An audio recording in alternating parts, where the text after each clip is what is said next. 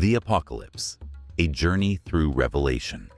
It's a haunting and mysterious topic, one that has intrigued humanity for centuries. Across world religions, it's a recurring theme.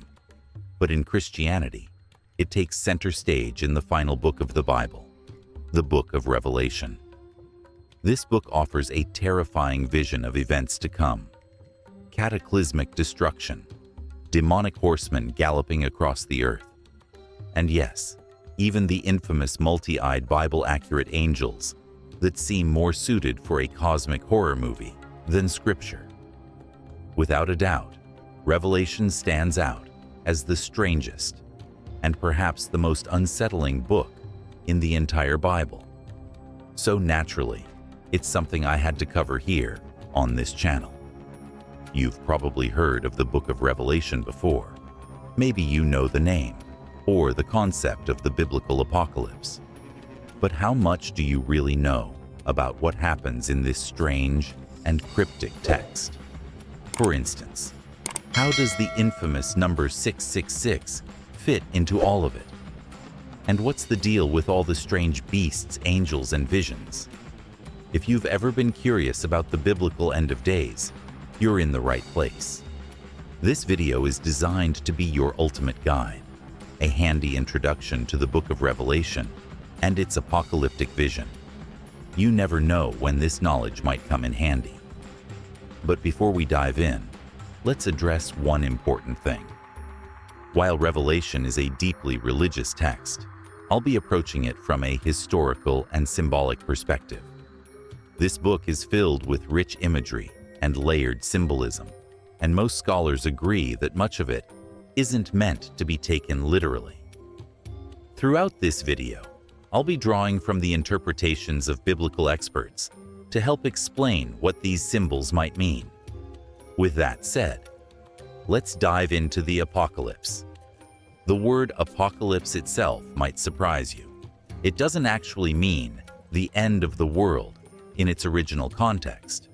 Instead, it comes from the Greek word apokalypsis, which means to uncover or to reveal.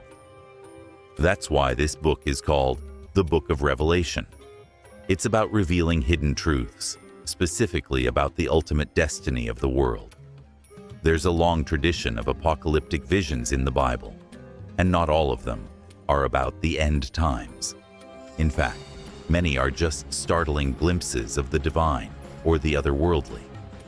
For instance, the prophet Ezekiel describes a surreal vision of God's throne, with fiery wheels and cherubim. And in the book of Daniel, we encounter strange hybrid beasts rising from the sea, symbols of empires and kingdoms. But Revelation stands apart from these earlier works. It takes the idea of apocalyptic visions to a whole new level. The book of Revelation is written from the perspective of a figure named John. But who exactly is this John? The truth is, we don't really know. He's not the same John who baptized Jesus, and he's not the author of the Gospel of John either. In fact, some scholars argue that this John might not have been a real person at all. Many biblical texts were written or edited anonymously, and John may have been a pseudonym. What we do know is that the book itself likely dates back to a very specific period in history. The oldest parts of Revelation are thought to have been written around 65 CE during the reign of Emperor Nero. Later sections may have been added or edited during the reign of Emperor Domitian around 95 CE. Both of these emperors, especially Nero, were infamous for their brutal persecution of early Christians. Imagine being part of a small, oppressed group, living in constant fear for your life. That's the context in which Revelation was written. It's a product of its time, capturing the fears and anxieties of early Christians in a world that often seemed hostile and violent. Now, let's turn to the story itself. The vivid, haunting vision described in the Book of Revelation. It begins on the idyllic Greek island of Patmos. John, our narrator, has been exiled here, likely for his faith. One day, As he prays, he hears a booming voice calling his name. He turns around and is immediately confronted by a dazzling spectral figure bathed in bright light.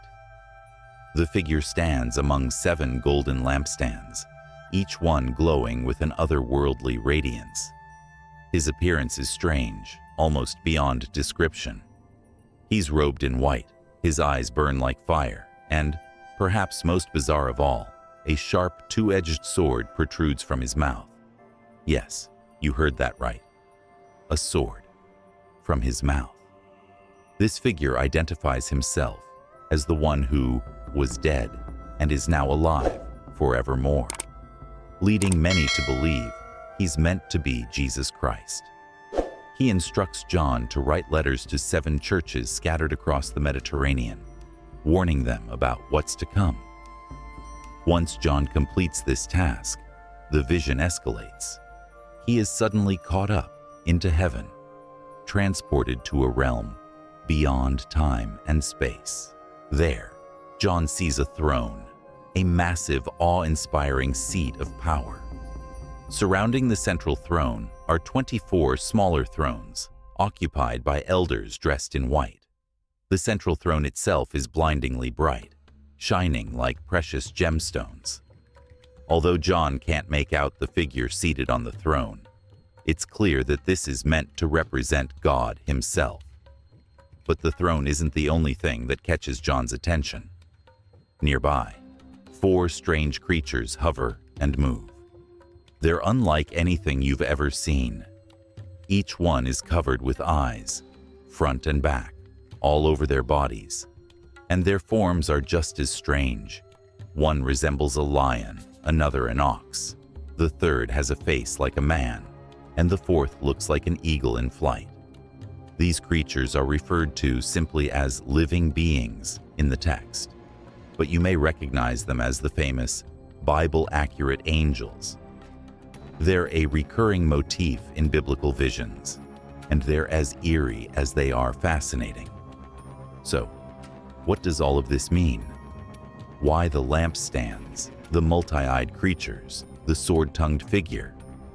These visions are rich with symbolic meaning, and biblical scholars have spent centuries trying to decode them.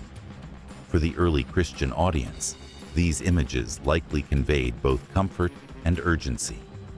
The fiery-eyed figure reassures them that Christ is watching over his people, while the living creatures reflect God's all-seeing, all-knowing nature. But we're just getting started. The book of Revelation takes us on an even stranger journey.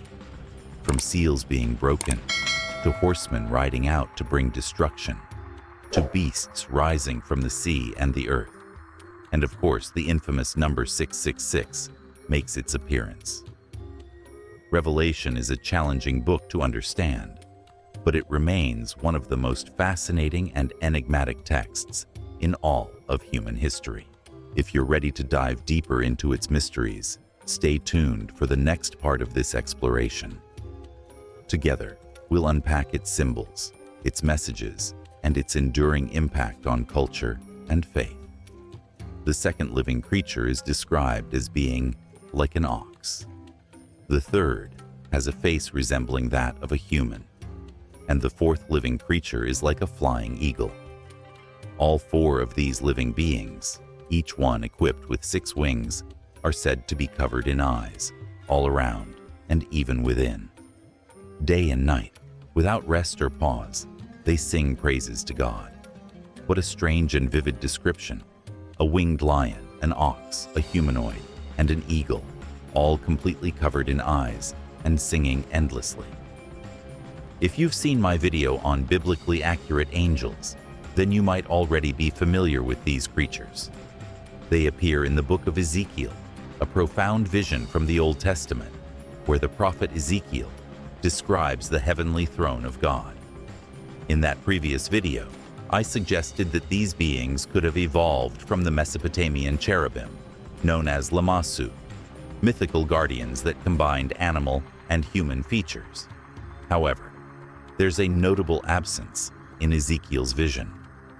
The mysterious wheels full of eyes known as the Ophanim, do not make an appearance in this particular account. Beyond their peculiar description, little else is explicitly said about these four hybrid beings. Some have interpreted their multitude of eyes as a symbol of God's omniscience, his all-seeing, all-knowing nature. Others, however, argue that the imagery was deliberately designed to evoke discomfort or awe. And honestly, looking at these creatures, it's not hard to understand why people feel that way. But Ezekiel's vision isn't the only place where strange and symbolic creatures appear. Let's move forward to the book of Revelation, where John, the author, encounters yet another unusual figure. This time, it's a lamb. But not just any lamb. This one has 7 horns and 7 eyes. Yes, 7 horns and 7 eyes. If that weren't strange enough, it also looks like it has been slain. This lamb is widely associated with Jesus Christ, who is often referred to as the Lamb of God. But its role in Revelation is critical. The lamb holds a massive scroll sealed with 7 wax seals. And with this, the apocalyptic events begin to unfold. When the first seal is broken, out rides a figure on a white horse. This rider wields a bow and wears a crown, embodying conquest. The first of the 4 horsemen of the apocalypse. The second seal is broken, and a rider on a fiery red horse appears. This is the horseman of war, carrying a large sword and spreading violence. The third seal releases a rider on a black horse, holding weighing scales. This symbolizes famine, as the scales suggest food rationing and economic disparity. Finally, the 4th seal unleashes a pale horse, ridden by death itself. The 4 horsemen are then given authority over 1/4 of the Earth's population, bringing destruction through war, famine, pestilence, and death. With 4 seals broken, 3 still remain. But the remaining events grow even more unsettling. The 5th seal, thankfully, is less catastrophic. It reveals the souls of martyrs who are given white robes and told to wait for the final judgment. But when the 6th seal is broken, chaos reigns on Earth. The moment this seal is opened, a massive earthquake shakes the world. It's described as so catastrophic that every mountain and island was removed from its place. If taken literally, such an event would surpass any earthquake in recorded history. To put this into perspective, the most powerful earthquake ever recorded, the 1960 Valdivia earthquake in Chile, which measured 9.5 on the Richter scale, would pale in comparison. This global quake would spell disaster for those living near tectonic fault lines, not to mention the worldwide devastation it would unleash. But that's not all. Alongside the earthquake, the sky turns black. Perpetual darkness would wreak havoc on Earth, as sunlight is essential for plant life to perform photosynthesis. The cascading effects on ecosystems and agriculture would be catastrophic. Interestingly, events like this have occurred before. For example, major volcanic eruptions have caused similar phenomena. One notable instance happened in 536 CE, during what is now called the Dark Ages, when a massive eruption, likely in Iceland, filled the atmosphere with ash, plunging much of the world into darkness for over a year. And yet, even this might only be the beginning of the end. The imagery of Revelation continues to escalate, unveiling a vivid and harrowing depiction of divine judgment and ultimate redemption. Whether taken literally or symbolically, these visions leave us grappling with profound questions about power, justice, and the nature of God's plan.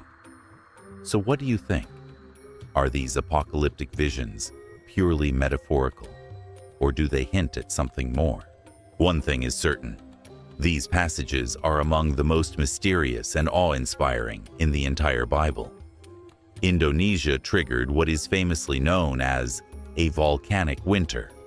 This occurs when vast amounts of volcanic ash are ejected into the atmosphere, blocking sunlight and causing a significant and rapid drop in temperatures.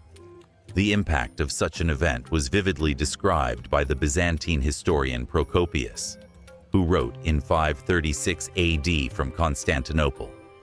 He recorded, "During this year, a most dreaded portent took place. For the sun gave forth its light without brightness, and it seemed exceedingly like the sun in eclipse, for the beams it shed were not clear." His account was not isolated. Writers in regions as far away as Ireland reported similarly extreme weather events, suggesting that this phenomenon was widespread and indicative of a true volcanic winter. The Earth, at that time, was shrouded in darkness, experiencing chilling temperatures and disrupted climates on a global scale. But if volcanic winters and massive earthquakes weren't catastrophic enough, the biblical sixth seal adds another terrifying element. The stars of the sky fell to Earth.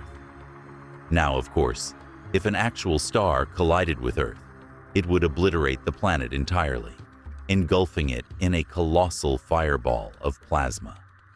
So what could this passage really mean? Most scholars agree that it refers to a meteor shower. These celestial events are generally harmless, as Earth regularly passes through streams of space debris, resulting in breathtaking shooting stars streaking across the night sky. However, meteor showers can turn deadly when the rocks entering Earth's atmosphere are large enough to survive the descent and impact the ground. A chilling example of this occurred in 1908 with the Tunguska event. A meteoroid, estimated to be about 100 meters in diameter, exploded over eastern Siberia. The explosion flattened an estimated 2,100 square kilometers, about 830 square miles, of forest. Thankfully, the region was sparsely populated, and only 3 people are believed to have died. But imagine if this meteoroid had struck a city instead. It would have been a disaster of truly unimaginable proportions. The sixth seal paints a grim picture: massive earthquakes, endless darkness, and meteor impacts. Yet, even with such devastation, there remains one more seal to break: the seventh seal. Interestingly, unlike the catastrophic sixth seal, the seventh is marked by an eerie calm. The book of Revelation simply states, "There was silence in heaven for about half an hour." Perhaps this silence is symbolic, a pause before the next phase of divine judgment begins. Perhaps even the multi-eyed living creatures from earlier in the book take this moment to rest, their endless praises momentarily hushed. But don't let this calm fool you. The seventh seal is not the end of calamities. Far from it. As soon as the seventh seal is opened, 7 angels emerge, each holding a trumpet. And with the blowing of these 7 trumpets, the world plunges deeper into chaos. By now, you may have noticed the recurring significance of the number 7 in the book of Revelation. 7 seals, 7 trumpets. Earlier in the text, 7 golden lampstands. The number 7 is deeply symbolic in the Bible, often representing completeness or divine perfection. In Genesis, for example, the universe is described as being created in 7 days. In Christian tradition, the sacred nature of the number continued with concepts like the 7 deadly sins. But these 7 trumpets are far from symbolic perfection. Each trumpet announces destruction of an apocalyptic scale. Forget the image of sweet angels gently playing harps or cute cherubs with dainty trumpets. These angels unleash chaos, and the world will never be the same. Let's break down what each trumpet brings. The first trumpet brings fire and hail, raining down from the skies, igniting massive wildfires. A third of the Earth's vegetation burns, leaving scorched forests and ruined crops in its wake. The second trumpet sounds, and a mountain-sized object hurtles into the sea, turning a third of the oceans into blood. The sea teems with death as a third of all marine life perishes, a truly heartbreaking loss to Earth's biodiversity. The third trumpet heralds the fall of a celestial object, a star named Wormwood. Wormwood is the name of a bitter, semi-poisonous herb, also known as mugwort. True to its name, this star contaminates the planet's freshwater supply, turning rivers and lakes bitter and toxic, undrinkable for humans and animals alike. When the fourth trumpet blows, the sun itself is struck. A third of its light is extinguished, plunging the world into darkness. Daylight becomes a faint shadow of itself, and night deepens into an oppressive blackness. Curiously, this event mirrors the perpetual darkness described in the sixth seal. Scholars have speculated that this repetition may suggest different authors penned these sections, perhaps unaware of each other's accounts. The fifth trumpet introduces what is arguably the most bizarre judgment. An angel descends to earth, holding a key to the bottomless pit, unlocking a realm of strange and terrifying creatures. From this pit arises smoke that darkens the sky even further, and with it, an army of locust-like beings emerges. These are no ordinary locusts. They are described as having the faces of humans, the hair of women, and the teeth of lions. They don't devour crops, as real locusts do, but instead torment humanity, targeting those who do not bear the seal of God. Their stings, compared to those of scorpions, bring excruciating pain, but not death. For 5 months, humanity suffers under their plague. By the time we reach the end of the trumpet judgments, the world is almost unrecognizable. Each trumpet has unleashed devastation upon the earth, from fire and poison to darkness and suffering. But this is still not the end. The story of Revelation continues, building toward its ultimate climax, the return of Christ and the final triumph of good over evil. The 7 trumpets, however, are a stark reminder of the chaos and destruction that precede this victory. Through it all, the recurring theme is clear. The number 7, signifying both divine judgment and divine completion. Whether it's the 7 seals, the 7 trumpets, or the 7 days of creation, this sacred number ties together the narrative of Revelation, reinforcing its message of ultimate purpose and order amidst the chaos. The question remains, what do these vivid images mean for us today? Do they serve as literal predictions of future events, or as symbolic warnings about humanity's own tendencies toward self-destruction and moral decay? Whatever your interpretation, the apocalyptic visions of the Bible remain as gripping, mysterious, and thought-provoking as ever. A key is given, an ominous key that unlocks a massive trapdoor, plunging deep into a bottomless pit. From the pit, an eerie, thick black smoke rises, darkening the sky and blocking out whatever sunlight was left. But the smoke is not the end of the horror.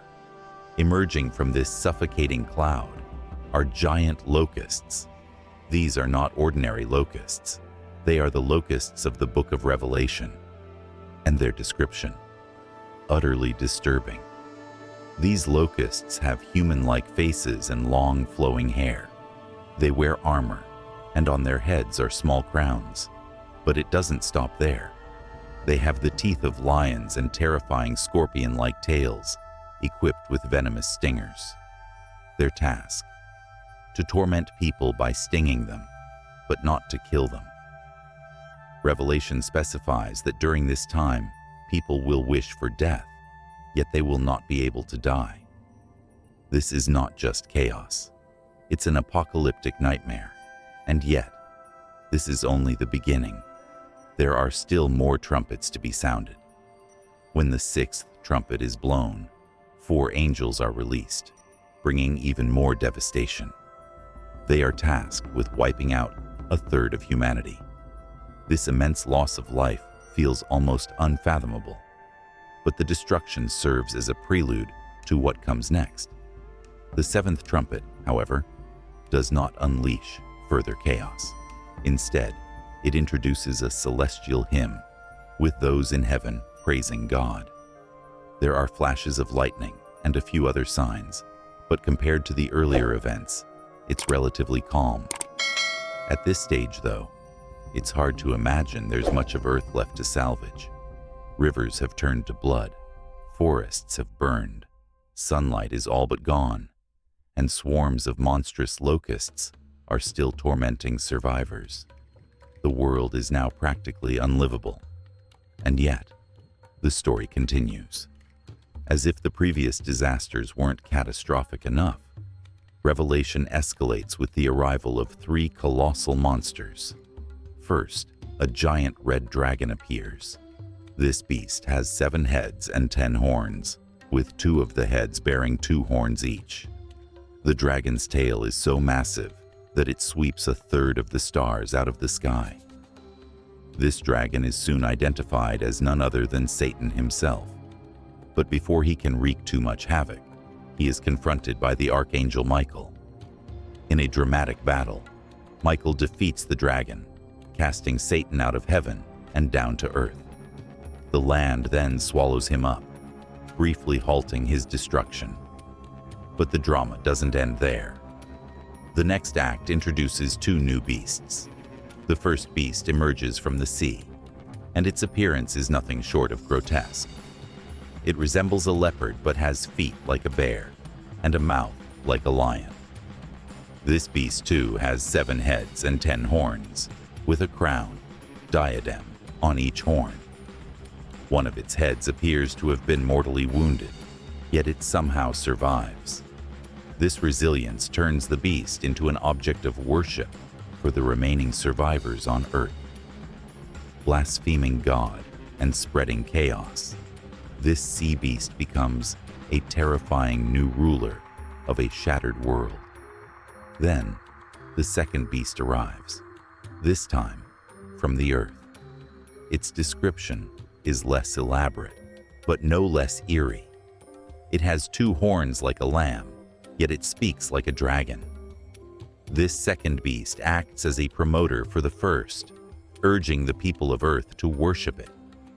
To prove its authority, it performs magical signs and wonders. This beast is later referred to as the false prophet, and in some Christian texts, it's identified as the Antichrist, the ultimate figure of deception and opposition to Christ. The false prophet introduces one of the most infamous symbols in Christian eschatology, the mark of the beast. It goes around marking people with a specific number, 666, on their foreheads or hands. This number, 666, is packed with significance. Biblical scholars often link it to the Roman Emperor Nero. In ancient times, there was a practice called gematria, where letters were assigned numerical values. When Nero's name is written in Hebrew, the letters add up to 666. Interestingly, some of the oldest manuscripts of Revelation, such as one discovered in Oxyrhynchus, Egypt, use the number 616 instead of 666. This, too, aligns with a different spelling of Nero's name, further reinforcing the connection. The mark of the beast is not just a symbolic branding. Revelation describes it as a requirement for survival in this dystopian world. Without it, people are unable to buy or sell anything. This parallels the Roman practice of imprinting the emperor's image on coins, which were essential for trade. The Greek word used for mark in Revelation is charagma, a term often associated with stamps or engravings, especially those used to seal ownership or signify allegiance. By this point, the world described in Revelation is utterly unrecognizable. The water has turned to blood. The skies are darkened with smoke. fires rage across the land. Monstrous beasts and plagues torment the population. The imagery is stark, relentless, and meant to convey the ultimate collapse of human order. And yet, the story of Revelation is not one of hopelessness. Beneath the layers of destruction lies the promise of renewal, a divine plan to restore the world and triumph over evil.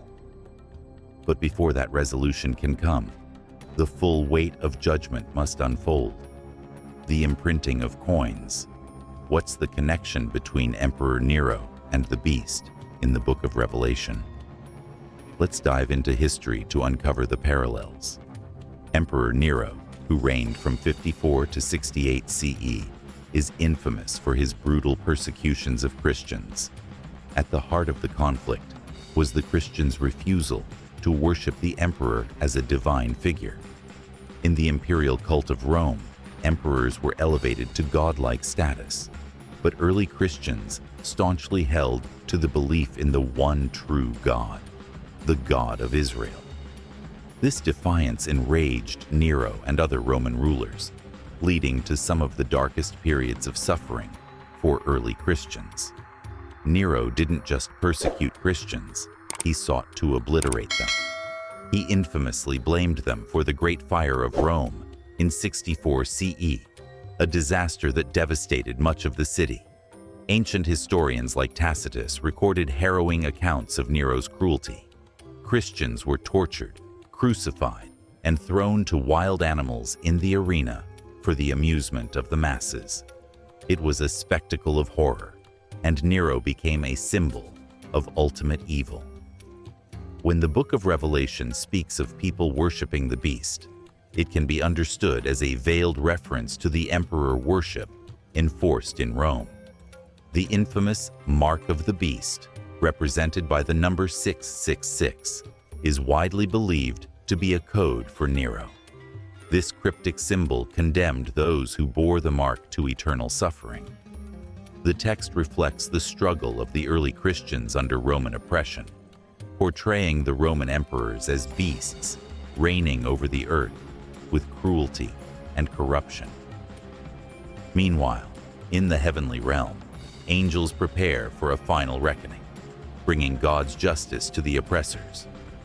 The climactic vision of Revelation unfolds through a series of sevens: 7 seals, 7 trumpets, and finally, 7 bowls. These bowls symbolize the culmination of God's wrath poured upon the earth. Each bowl brings devastating consequences. The first bowl causes painful sores to break out on those who bear the mark of the beast. The second bowl turns the entire sea into blood, rendering it lifeless. The third bowl extends this judgment to rivers and lakes, leaving no fresh water untouched. The imagery is intense. Blood flows everywhere, a vivid reminder of divine retribution. The fourth bowl intensifies the sun's heat, scorching the earth's inhabitants. The fifth bowl plunges the beast's kingdom into darkness, leading to chaos and political instability. Some interpret this as a symbolic reference to the eventual decline of the Roman Empire. The sixth bowl dries up the river Euphrates, preparing the way for the armies of the world to gather at a place called Armageddon. This term, derived from the Hebrew Har Megiddo, refers to Mount Megiddo in northern Israel. Over time, Har Megiddo evolved into Armageddon, becoming synonymous with the apocalypse. Then comes the seventh and final bowl, unleashing a cataclysm of lightning, hailstones, and a massive earthquake that destroys the great city of Babylon. But here's the twist. By the time Revelation was written, the historical city of Babylon had long been abandoned, conquered by the Persians centuries earlier. Many scholars believe Babylon is used here as a symbolic reference to Rome, the epicenter of persecution and corruption. Revelation often speaks in such cryptic terms, cloaking its critiques of the Roman Empire in symbolic language. As the 7 bowls of wrath conclude, the vision begins to approach its resolution. The first and second beasts, symbols of oppressive powers, are captured by God's armies and cast into a lake of fire that burns with sulfur, a clear allusion to eternal damnation, likely referencing hell. Next, Satan, portrayed as a multi-headed dragon, is imprisoned in a bottomless pit, sealed for 1,000 years. During this millennium, Christ reigns on earth, establishing a time of peace and divine order. But the story doesn't end there. After the 1,000 years pass, Satan is released for one final confrontation. This epic showdown, however, is surprisingly anticlimactic. Fire descends from heaven, instantly consuming the evil forces.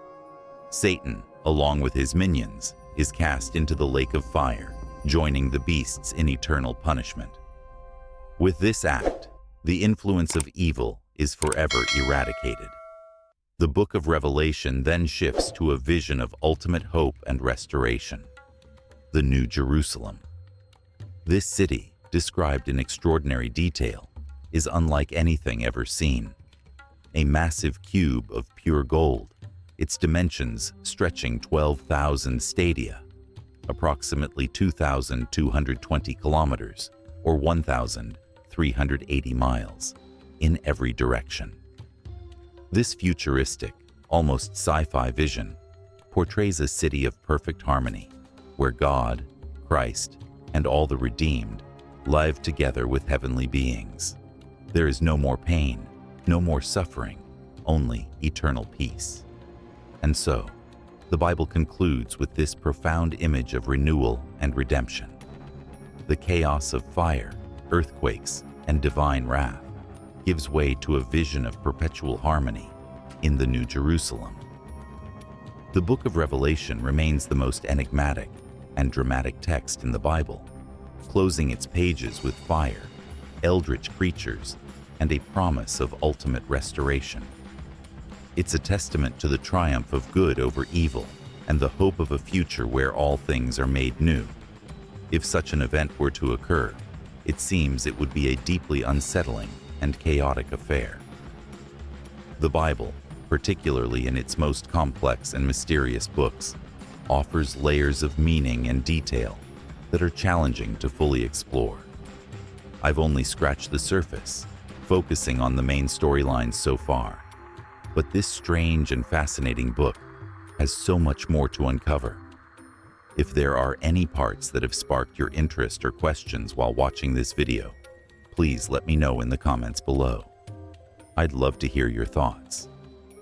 One theme that stands out across this book, and indeed many New Testament writings, is the promise of Jesus' return, bringing with him the second coming and a fiery cataclysmic transformation of the world.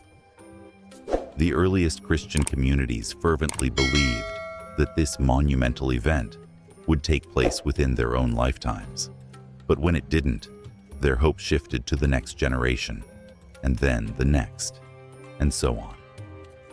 This cycle of expectation has continued for centuries, right up to the present day. Throughout history, theologians, scholars, and ordinary people have tried to predict when the end of the world would arrive. They've searched for signs, attempting to decode hidden messages in Scripture or align cosmic events with apocalyptic warnings. Yet time and time again, they've been spectacularly wrong, often with embarrassing consequences. Take, for example, Pope Sylvester II, who feared that the year 1000 would herald the end of days. Panic swept through parts of medieval Europe, yet the world continued turning. 1,000 years later, similar fears arose with the arrival of the year 2000. The infamous Y2K bug had many worried that computers would fail, leading to a global technological collapse and potentially catastrophic consequences. Of course, none of this came to pass. And who could forget the widespread anxiety surrounding 2012? Many believed that the end of the Mayan calendar signaled the apocalypse, with some even speculating that Earth was on a collision course with the fictitious planet Nibiru.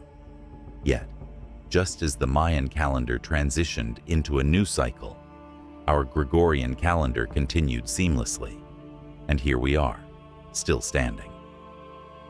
For my part, I don't think anyone can truly predict when or how the world might end. It seems to me that such knowledge is beyond human understanding. So, for now, we can breathe a little easier. After all, people have been wrong before, again and again. So let's hope they continue to be wrong about these predictions in the future. Thank you so much for watching this video. I had an absolute blast making it, and I hope you enjoyed it too. If you're into this kind of content, especially these longer form explorations, a like, a comment, and a subscription would mean the world to me. Your support goes a long way and keeps me motivated to create more videos like this. I also want to say thank you for your patience over the last little while. I had to pause my uploads to finish up my university dissertation, but I'm thrilled to share that I've officially graduated. With that chapter behind me, I've got plenty of exciting video ideas I've been itching to bring to life. Stay tuned for more content, and I can't wait to see you in the next video. Take care and goodbye.